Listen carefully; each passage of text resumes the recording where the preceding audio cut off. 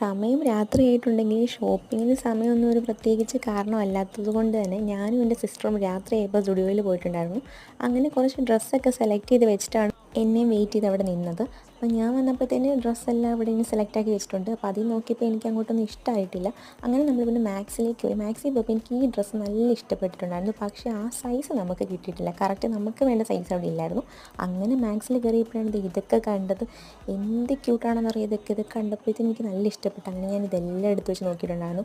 മാക്സിൽ പോയാൽ പിന്നെ അവിടുത്തെ സോഫ്റ്റ് ടോയ്സ് എടുക്കുക, അതുകൊണ്ട് ഇങ്ങനത്തെ ബോട്ടിൽസൊക്കെ കാണുക, ഇതൊക്കെയാണ് എൻ്റെ രസം.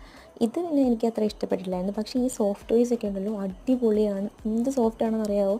അതുകൊണ്ട് നല്ല കാണാനും ഭംഗിയാണ്. ഈ ക്യൂട്ടായിട്ടുള്ള ആനയൊക്കെ കാണാൻ എന്ത് രസമാണ്. പിന്നെ ഇനി കാണിക്കുന്ന രണ്ടെണ്ണവും എൻ്റെ കയ്യിൽ ഓൾറെഡി ഉള്ള ഒരു ടൈപ്പാണ്. ഇത് രണ്ടും എനിക്ക് ഇതിൻ്റെ ഒരു സിമിലർ ആയിട്ടുള്ളൊരു മോഡലുണ്ട്. പിന്നെ അവിടെ നമുക്ക് കുറച്ച് ബണ്ണും കാര്യങ്ങളും ക്ലിപ്പും ഒക്കെ ഉണ്ടായിരുന്നു. അപ്പോൾ അത്രയേ ഉള്ളൂ.